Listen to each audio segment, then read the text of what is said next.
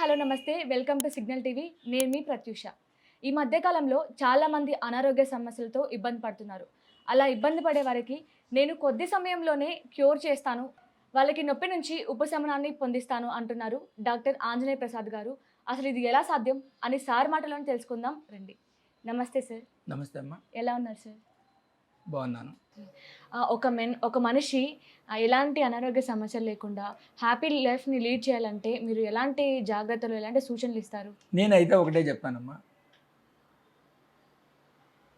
ఈరోజు మనిషి హ్యాపీగా 100,00,00,000 ఉన్నోళ్ళు కూడా హ్యాపీగా ఉంటున్నారంటే హ్యాపీగా లేదు. హ్మ్. వాళ్ళకి ప్రాబ్లమ్స్ ఎందుకు వస్తున్నాయి? హ్మ్. ఫస్ట్ వాళ్ళు చేయాల్సింది ఏంటంటే రెస్పెక్ట్ టు అదర్స్. ఓకే.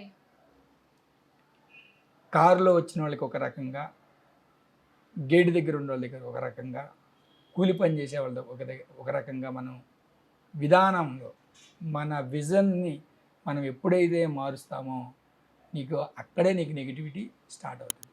హ్మ్. నువ్వు హైప్లో ఉండవు, నువ్వు ఒక మంచి రిచ్లో ఉండవు, నీ దగ్గర పనిచేసేవాడిని నువ్వు ఏ విధంగా నీ విజువలైజేషన్లో అతను చూస్తావో నీ మైండ్ కూడా అలానే వర్క్ చేస్తుంది. నీకు అక్కడే జబ్బులు రావడానికి గల కారణం అక్కడే నీకు తెలిసిపోదు. రెండు, ఇప్పుడు ఏంటంటే ఫ్యామిలీస్లో చాలా వరకు గొడవలు రావడానికి ఈగోనే కారణం. అది ఉండకూడదు. నాకు థైరాయిడ్ వచ్చింది, మాకు ఎప్పుడు ప్రాబ్లమ్స్ వస్తున్నాయి అంటే భార్యని మంచిగా చూసుకోవాలి, భార్య భర్తను మంచిగా చూసుకోవాలి, అత్తమామల్ని మంచిగా చూసుకోవాలి, అత్తమామలు కోడళ్ళని బాగా చూసుకోవాలి, కూతురు కొడుకుని బాగా చూసుకోవాలి. ఇలా ఒక్కొక్క రిలేషన్లో వాళ్ళు ఎప్పుడు కూడా నెగిటివిటీని అనేది పెట్టుకోకూడదు. వాళ్ళు హ్యాపీగా మైండ్ని అనేది ఉంచగలిగితే ఒక్క జబ్బు కూడా మన బాడీలో రాదు. విటమిన్స్ డెఫిషియన్సీ రాదు కదా. నువ్వు హ్యాపీగా ఉన్నావు, నీకెందుకు బాడీలో ప్రాబ్లమ్స్ వస్తాయి చెప్పండి? నువ్వు తిన్న ఆహారం ఇప్పుడు నీకు మంచి న్యూట్రిషన్ ఫుడ్ పెడతాను, నీకు విటమిన్స్ ఎందుకు బాడీలో రావట్లేదు? నీ మైండ్లో నెగిటివిటీ ఉంది కాబట్టి. అదే నువ్వు ఒక కూలీ వాళ్ళ దగ్గరికి వెళ్ళు, వాళ్ళకి ఎందుకు రాదు? నువ్వు ఇంత రిచ్ ఫుడ్ తిని నీకు షుగర్ బీపీ త్వరగా వస్తుంది, వాళ్ళు నార్మల్గా ఫుడ్ తిని వాళ్ళకి ప్రాబ్లమ్స్ తక్కువ వస్తున్నాయి.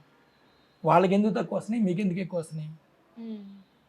వాళ్ళు మైండ్లో పెట్టుకోలేదు. ఇలా కూలికి వెళ్ళామా, తిన్నామా, ఉన్నామా, అంతే కదా. వీళ్ళు అలా కాదు. మన మైండ్ అనేది మనకి సజెషన్ చేస్తుంది, మనం ఎలా ఉండాలి, ఎలా ఉండకూడదు అనేది మనకి సిగ్నల్ ఇస్తుంది. ఆ సిగ్నల్ ఇచ్చినప్పుడు మనం మారామనుకోండి, స్టార్టింగ్లోనే మనకి ప్రాబ్లమ్స్ మొత్తం కూడా క్లియర్ అయిపోతాయి. అలా కాకుండా మనం ఎక్కువగా కంటిన్యూగా మన మైండ్ని అలానే తిప్పుతాం. నా ఫ్రెండ్ ఉన్నాడు, చిన్న ఎగ్జాంపుల్ చెప్తాను. నాకు చిన్నప్పుడు క్లాస్మేట్ అతను, ఇద్దరం హైదరాబాద్ వచ్చాం. నేను ఒక స్థాయికి వచ్చాను, ఆ కుర్రోడు రాలేకపోయాడు. రాలేకపోయటం వలన అతను నా మీద ఒక ఈగో పెట్టుకున్నాడు.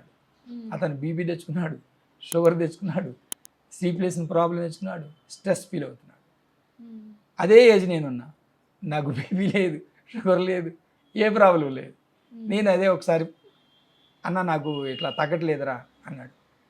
అరే ఫస్ట్ నువ్వు ఏదైతే నీ మైండ్లో ఉన్నదో ఆ మైండ్లో తీసేరా, నీ బీపీ తగ్గిపోతుంది, షుగర్ తగ్గిపోతుంది, స్ట్రెస్ తగ్గిపోతుంది అని చెప్పిన. ఇప్పుడు నా ఏజ్ వాడికి వచ్చినప్పుడు నాకు కూడా రావాలి కదా. ఒకవేళ అది జనరల్గా రావాల్సింది అయితే మనకెందుకు రాడు? నేను ఎదుటి వాళ్ళని బ్లెస్ ఇస్తాను, వాళ్ళ దగ్గర బ్లెస్సింగ్ తీసుకుంటాను. నా మైండ్లో మీరు బయటికి వెళ్ళిన తర్వాత మీ గురించి కూడా నేను ఆలోచించాను. ఎందుకు? మనం ఇటు వర్క్ చేసాము, అయిపోయింది. ఆ తర్వాత గురించి మనం ఎందుకు రేపు మాట్లాడదాం, రేపు ఏం జరుగుతుందో రేపు మాట్లాడదాం. దీన్ని మళ్ళీ రేపు దాకా దీన్ని మనం మోయటం ఎందుకు? మైండ్కి ఆ స్ట్రెస్ ఇవ్వటం ఎందుకు? ఆ స్ట్రెస్ నేనేమన్నా, ఇదే ఎగ్జాంపుల్. ఓకే. స్ట్రెస్ లేకుండా ఉంటే మంచి ఆరోగ్యంగా ఉంటాడు, అనారోగ్యం పాలు కాడు. అనారోగ్యం పాలవుతున్నాడంటే అతను మైండ్లో ఏదో నెగిటివ్ పెట్టుకున్నాడు అనేది ఒక మెయిన్ రీజన్. ఆ మైండ్ సబ్కాన్షియస్ మైండ్లో దాన్ని మనం ఎప్పుడైతే డిలీట్ చేస్తామో ఆటోమేటిక్గా ఆ ప్రాబ్లమ్స్ మొత్తం కూడా క్లియర్ అయిపోతాయి. సబ్కాన్షియస్ మైండ్లో మనం నెగిటివ్ పెట్టుకొని డిసీజ్ వైజ్గా మీరు ట్రీట్మెంట్ మందులు వాడుతున్నా, న్యూట్రిషన్ ఫుడ్ తీసుకున్నా, యోగా చేసినా, వాకింగ్ చేసినా తగ్గదు. Okay sir.